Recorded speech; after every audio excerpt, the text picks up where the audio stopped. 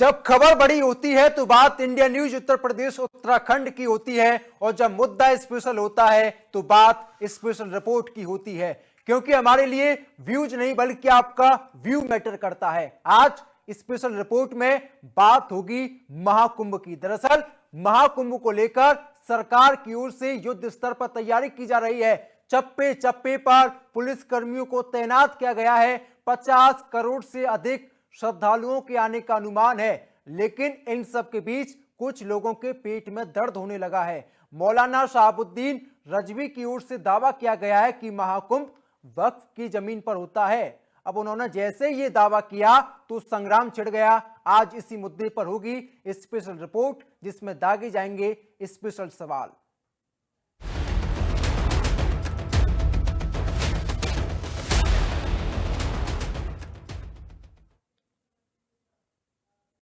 दरअसल महाकुंभ में मुसलमानों की एंट्री को लेकर संग्राम छिड़ा हुआ है। इस बीच ऑल इंडिया मुस्लिम जमात के राष्ट्रीय अध्यक्ष मौलाना शहाबुद्दीन रजवी ने बड़ा दावा किया है। महाकुंभ को लेकर उन्होंने ये दावा किया, उन्होंने कहा कि इस बार का जो आयोजन है वो वक्फ की जमीन पर होता है। हमसे कोई आपत्ति नहीं है, मगर दूसरी तरफ अखाड़ा परिषद और दूसरे बाबा लोग मुसलमानों के एंट्री पर पाबंदी लगा रहे हैं। मुसलमानों को बड़ा दिल किया है उन्होंने। पहले आप सुनिए उन्होंने क्या कुछ कहा, फिर सवालों को दागा जाएगा। मुसलमानों ने हमेशा बड़ा दिल दिखाया है और उसके सबूत दिए हैं, उसकी मिसालें भी बहुत सारी मिलेंगी।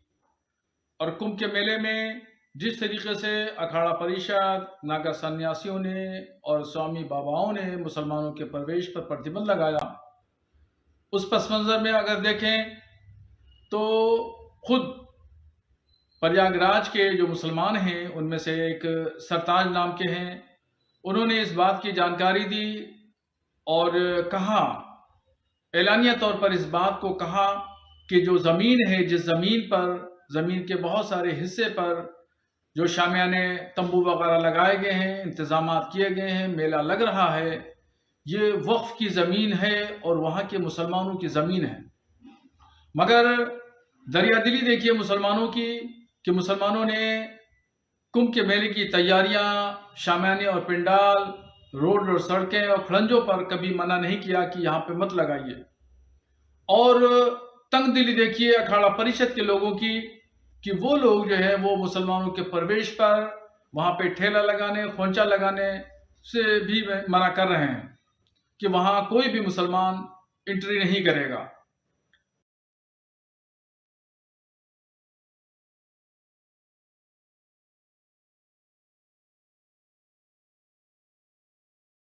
तो एंट्री पर लगातार संग्राम छिड़ा हुआ है। कई तरह के सवाल आज भी बरकरार हैं। महाकुंभ को लेकर लगातार सियासत तेज है, लेकिन इन सब के बीच एक बड़ा दावा किया गया है। आपको जानकारी दे दें कि महाकुंभ में मुसलमानों की एंट्री बैन की गई है, जिसको लेकर लगातार तनातनी का माहौल है और लगातार सियासत अपनी चरम पर है। तो स्थानीय मुसलमानों की ओर से एक बड़ा दावा किया गया है। उन्होंने कहा कि झूसी में वक्फ की बड़ी संपत्ति है, जहां पर महाकुंभ का आयोजन होना है। अब जैसे ही उनकी ओर से यह दावा किया गया तो संग्राम छिड़ गया। कई तरह के सवाल खड़े होने लगे। आपको जानकारी देते हैं कि 4 नवंबर को प्रयागराज में भारतीय अखाड़ा परिषद की बैठक होती है, जिसमें इस बात का फैसला लिया जाता है कि महाकुंभ के दौरान मुसलमानों को एंट्री नहीं मिलेगी, जिसके बाद से ही तमाम तरह के सवाल और बवाल लगातार जारी है। सवाल ये, महाकुंभ में सब चंगा, आखिर क्यों भाईजान का पंगा, और महाकुंभ को लेकर आखिर क्यों संग्राम छिड़ा है।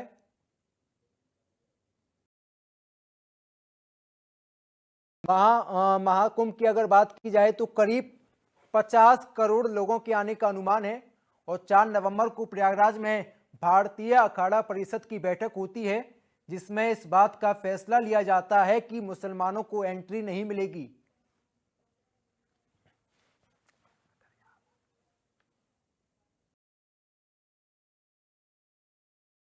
तो इस बैठक में ये फाइनल होता है कि मुसलमानों को एंट्री नहीं दी जाएगी, और सिर्फ सनातनियों को ही एंट्री मिलेगी। कोई भी मुखौटा लगाकर गलत तरीके से कुंभ मेले में प्रवेश नहीं कर पाएगा, क्योंकि जिस तरीके से मामले सामने आते हैं उसके बाद कहीं ना कहीं कई तरह के सवाल भी खड़े हो जाते हैं। इस बयान के बाद से ही लगातार महाकुंभ में मुसलमानों की एंट्री को लेकर संग्राम छिड़ा हुआ है। लगातार दावे किए जा रहे हैं। अब सवाल ये, आखिर मुसलमानों की नो एंट्री पर क्यों संग्राम छिड़ा हुआ है, और साथ ही जो दावा किया गया है उस दावे में कितना दम है।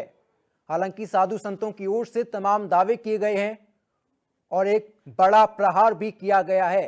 इसी मुद्दे पर आज सवाल दागे जाएंगे। तो हमारे साथ तमाम मेहमान इस समय मौजूद हैं। अनिल गोयल जी बीजेपी प्रवक्ता हैं, आपसे थोड़ी देर में जुड़ेंगे।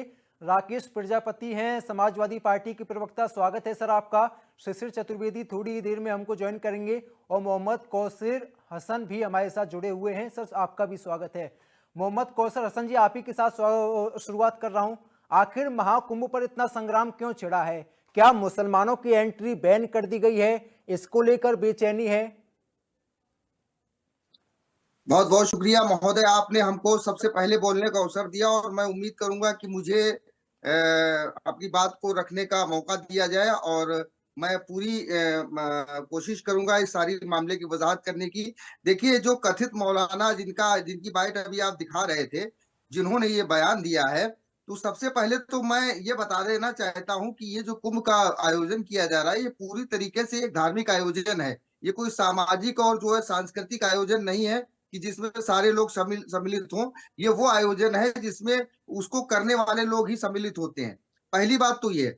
दूसरी बात, ये जो कथित मौलाना जिस तरीके से ये भाषणबाजी और बयानबाजी देकर के लोगों को उत्तेजित करने का काम कर रहे हैं, ये जिस फिरके से आते हैं, इस फिरके के इनके जो सबसे बड़े विद्वान हैं, जो 150 साल पहले गुजरे हैं, उन विद्वानों के और इनके फिरके से पिछले 150 सालों से जो लगातार फतवे दिए जाते रहे हैं, उन फतवों के आधार पर कि कोई मुसलमान अगर किसी गैर मुस्लिम को उसके त्योहार में बधाई भी दे देता है, तो वो जो है वो मुसलमान ही नहीं रहता, उसका ईमान चला जाता है, उसको दोबारा कलमा पढ़ना पड़ता है, दोबारा उसको निकाह करना पड़ता है। तो जिनकी ये वैचारिक सोच हो, तो ऐसे लोग फिर धार्मिक आयोजन में मुसलमानों की एंट्री को लेकर के इतना बेचैन क्यों हो रहे हैं, इतना बवाल क्यों कर रहे हैं? देखिए, जब इस देश में मतलब जो है वो सामाजिक समरसता के लिए सब तमाम प्रयास किए जा रहे हैं, तो ऐसे मौके पर इस तरीके के बयान देना निश्चित तौर पर गलत है। और मेरा ये मानना है, एज एक मतलब जो है वो सूफी समाज के प्रतिनिधि के रूप में और सूफी खानका एसोसिएशन के राष्ट्रीय अध्यक्ष के रूप में, मेरा ये मानना है कि हर व्यक्ति को अपनी मर्यादा में रह करके अपने कार्य करने चाहिए। मौलाना कौसर हसन जी, आप मानते हैं कि जो एंट्री जो बैन की गई है वो सही है? मुसलमानों को एंट्री नहीं देनी चाहिए, आप मानते हैं ये? मैं उसी बात पर आ रहा हूं। मैं वही कहना चाहता हूं कि देखिए, हर व्यक्ति को अपनी मर्यादा में रहना चाहिए।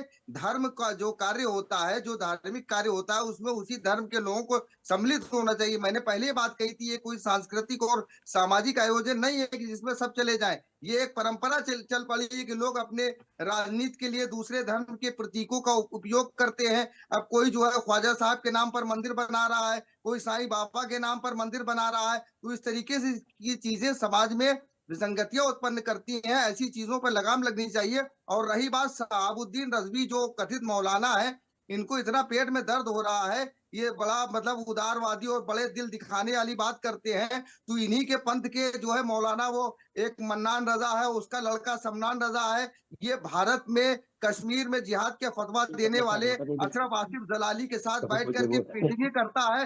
तो ये मौलाना उसके खिलाफ क्यों नहीं बोलते हैं? उस समय इनका दिल कहाँ चला जाता है? उस समय ये बड़े दिल की बात क्यों नहीं करते? देखिए, ये वो लोग हैं जो देश में सामाजिक समरसता के माहौल को खराब करना चाहते हैं। और मैं आपके चैनल के माध्यम से इस देश के मुसलमानों से अपील करना चाहता हूं कि ऐसे कथित लोग जो धर्म के जो है मुखौटा लगा करके बैठे हुए हैं और अपने उल्टे सीधे बयानों से मुसलमानों को बदनाम कर रहे हैं, इस्लाम को बदनाम कर रहे हैं, इनसे दूर रहने का काम किया। लौटूंगा सर आपके पास। समाजवादी पार्टी के प्रवक्ता भी हमारे साथ जुड़े हुए हैं। राकेश जी, आपकी सरकार में भी महाकुंभ का आयोजन किया गया है, क्या आपने पहले कभी सुना है कि इस तरीके से दावे किए गए हों?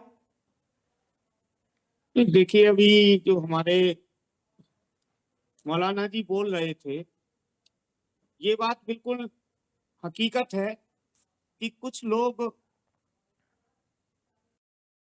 सौहार्द को बिगाड़ने का काम करते हैं। उन्हीं सौहार्द को बिगाड़ने वालों में से कुछ लोग होते हैं। जो महाकुंभ है वो किसी एक जाति, धर्म, मजहब के लिए नहीं बना हुआ है। ये भारत का कुंभ है, सभी भारतीयों का कुंभ है। रुका हुआ है इस देश के अंदर किसी का भी पहली बार ये कुंभ नहीं हो रहा है। है समाजवादी पार्टी के शासनकाल में भी ये कुंभ हो चुका है, उसका आयोजन भी भव्य आयोजन हुआ था।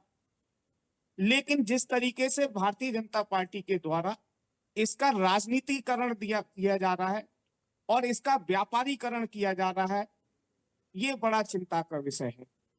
भाई ये कुंभ है, आस्था का विषय है, जिसको जाना है वो जाएगा, जो भी उसमें विश्वास रखता है वो वहां पर जाएगा। हमारे देश के प्रधानमंत्री, जो लोग भारतीय जनता पार्टी के लोग नफरत फैलाने का काम करते हैं, वो अपने नेताओं से क्यों नहीं सीखते? मोहन भागवत से क्यों नहीं सीखते? अमित शाह से क्यों नहीं सीखते?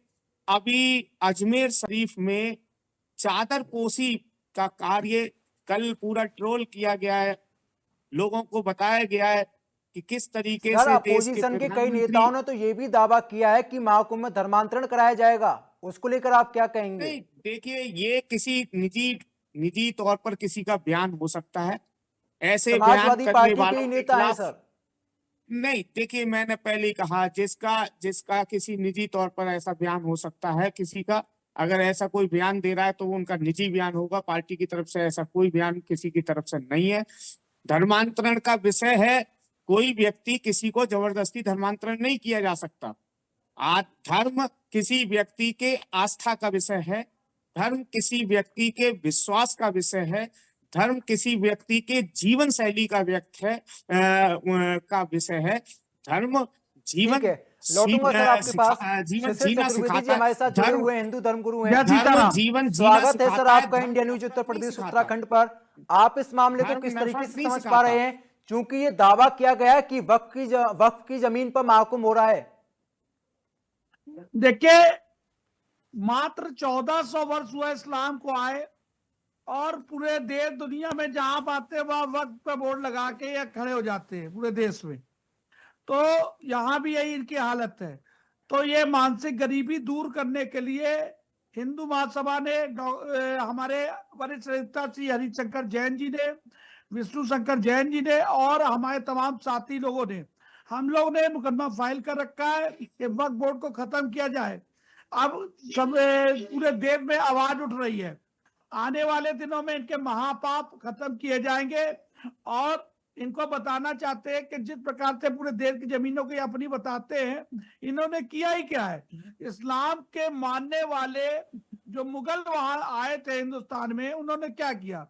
लूट मार, लूट खसोट, लूटो, औरतों की आबरू लूटो, रात में युद्ध नीति के विरुद्ध में जाके युद्ध करो, औरतों को लूट के माल की तरह बांट लो। तो योगी जी का भी जो मामला भी आप बता रहे थे, समाजवादी पार्टी के प्रवक्ता हमारे मित्र डॉक्टर राकेश प्रजापति जी, तो उनको बताना चाहते हैं कि उत्तर प्रदेश में अगर महाकुंभ हो रहा है, लोगों को बुलाया जा रहा है, आमंत्रित किया जा रहा है, तो ये एक हमारे लिए फक्र की बात है। क्यों? उत्तर प्रदेश वो पावन धरती है जहां प्रभु श्री राम, कृष्ण जी, हमारे महादेव जी, हमारे लक्ष्मण जी, सभी से जुड़ी हुई है पावन धरती है। यहाँ हमने जन्म लिया है, इसके लिए फक्र करते हैं। जिसको जाना होगा तो जाएगा ही। इनसे पूछिए, जब समाजवादी पार्टी में वहां नंगा नाच होता था, सफाई में फिल्मी हीरोइनें बुलाई जाती थी, बड़े बड़े पोस्टर लगाए जाते थे, नंगा नाच वहां होता था, करोड़ों रुपए गरीब जनता का टैक्स का पैसा लूटा जाता था, तब इनके पेट में दर्द नहीं होता। जब इनके नेता यहाँ रामचरितमानस को चलाते हैं, और इन्हीं के नेता जो आजकल भाजपाई हो गए हैं, नरेश अग्रवाल जी, उस सदन के अंदर राम जी, सीता मैया को सबको अपशब्दों से बोलते हैं, क्या यह ठीक था? इनके तो पेट में दर्द होगा, क्योंकि जहां इनकी सरकार आती है तो वहां पर मुस्लिम तुष्टीकरण चालू कर ठीक है। देते हैं ये लोग। तो इनका राकेश रिश्ता प्रजापति जो जी है जवाब दीजिए। इस्लाम के मानने वाले वोट बैंक से। जी जवाब दीजिए सर। अभी चतुर्वेदी जी बोल रहे थे, कितनी सफाई से ये लोग झूठ बोलते हैं, ये सब दिख रहा है। और ये वही तो है कि ये करें तो रासलीला, बाकी करें तो पता नहीं। बात ये है कि अभी ये कह रहे थे रासलीला तो आप क्या कि होती है? रासलीला अरे वाले हम लोग चतुर्वेदी जी की आप आदत सुन है। लीजिए, आप सुन जी। लीजिए, मैं सुन रहा था, साइलेंट से सुन रहा था, आप जवाब दे दीजिएगा, ठीक है? सुन लीजिए। अभी आप कह रहे थे ठीक है, तो कि बताइए। होल्डिंग, आज पूरा कुंभ छोड़िए, पूरा प्रयागराज अरबों रुपए के होल्डिंग से पटा हुआ है। क्या ये होल्डिंग नहीं लगते तो महाकुंभ नहीं होता? आज भारतीय जनता पार्टी का कल की रिपोर्ट ये है 66,000 करोड़ रुपए, 66,000 करोड़ रुपए भारतीय जनता पार्टी ने केवल और केवल विज्ञापन पर खर्च करने का काम किया है। आज भारत का कोई भी सर सनातन की अगर जय जयकार होती है तो आपत्ति क्या है? अरे सवाल आपने ये, मेट्रो सनातन की अगर जय जयकार होती है तो आपत्ति क्या है? घोटाले चुनाव प्रचार में जब अरे पैसा खर्च मोदी होता है जी तो का आप बड़ा क्यों नहीं बड़ा बोलते फोटो हैं? लगता है, उससे जब क्या होता है? सैफई में जब डांस, 66,000 जब सैफई महोत्सव का जब करोड़ आयोजन होता था तब समाजवादी पार्टी को बेचैनी क्यों नहीं होती थी? नहीं 66,000 करोड़ तो रुपए छूट छोटी भी जब रकम नहीं होती सैफई है। में 66,000 महोत्सव होता था करोड़ उस रुपए दौरान समाजवादी भारतीय पार्टी जनता को बेचैनी पार्टी क्यों के नहीं थी? आप ये नरेंद्र बताइए मोदी का सर। बड़ा बड़ा उसमें भी तो फोटो जनता का ही विज्ञापन पैसा में दिया था। जाता है।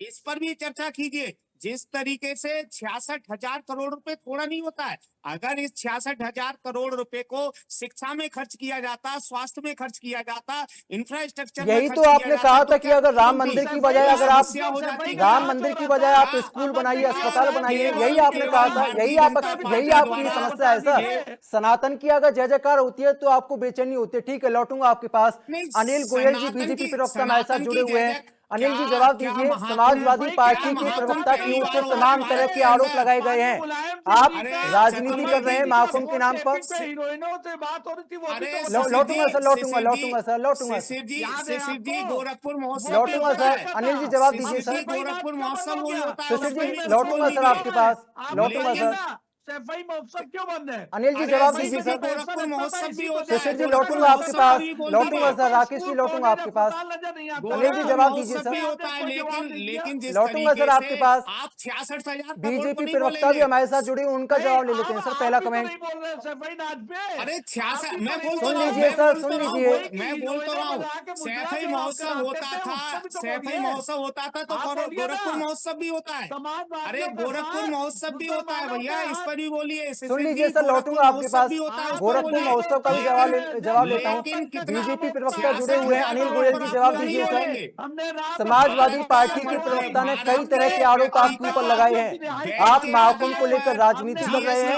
आपने जनता का पैसा बर्बाद किया। आज हाउस बनवाएंगे, कब्रिस्तान की बाउंड्री करेंगे। अनिल जी जवाब, आपका पैसा अनिल जी मुसलमानों के अलावा किसी तरह समाज के लोगों पे खर्चा हुआ क्या? सुन लीजिए सर। कब्रिस्तान की शिशिर जी सुन बाउंड्री, लीजिए सर। हज हाउस, अरबों हज हाउस यहाँ पर चारबाग में ये है, नहीं लखनऊ में। सुनेंगे, ये नहीं सुन सुनेंगे, लीजिए सर, अपने सुन भी लीजिए, समय जवाब में ले लीजिए बोलेंगे, पहले, दूसरे जवाब के भी लीजिए। समय में बोलेंगे। जवाब भी यही सुन तो लीजिए दिक्कत सर। है। आरोप आपने यही लगा तो दिए, ठीक दिक्कत है। है शिशिर जी भारतीय लगा जनता दिए, पार्टी ठीक के है। लोगों आरोप की। आपने लगा दिया, अच्छी ये बात है। कभी किसी की सुनते ही नहीं है। जवाब तो सुनिए ये सर। सुनते नहीं लौटूंगा है, सर इन्हें आपके सुनने पास। की आदत नहीं बीजेपी है। के प्रवक्ता भी हमारे साथ जुड़े हुए हैं। लेकिन हाजियों अनिल के जी लिए आवाज आ रही है आपको मेरी? आप हज हाउस बनवाओगे तो अपने दर भी अनिल तो जी आवाज आ देखो। रही है आपको हज हाउस मेरी? का पैसा भी तो खर्चा हो सकता था स्कूलों में, अस्पतालों पे, लेकिन हज हाउस बनना जरूरी था, जबकि हज वालों के लिए यहाँ पर हाउस बना हुआ अनिल था। जी आवाज आ रही है आप आपको सुने- मेरी? आपका साथ केवल मुसलमानों के लिए। एक 10 सेकंड में जवाब दे दूं इन्हें, अगर ये चुप रहे तो। मैं जी, चुप जवाब हूँ, दीजिए सर। बताइए। हम भी लेके 20 10 सेकंड सेकंड लेंगे अगर ये जवाब चुप देने हो के जाए लिए। तो बोल लें। जी जी बोलिए सर, बोलिए।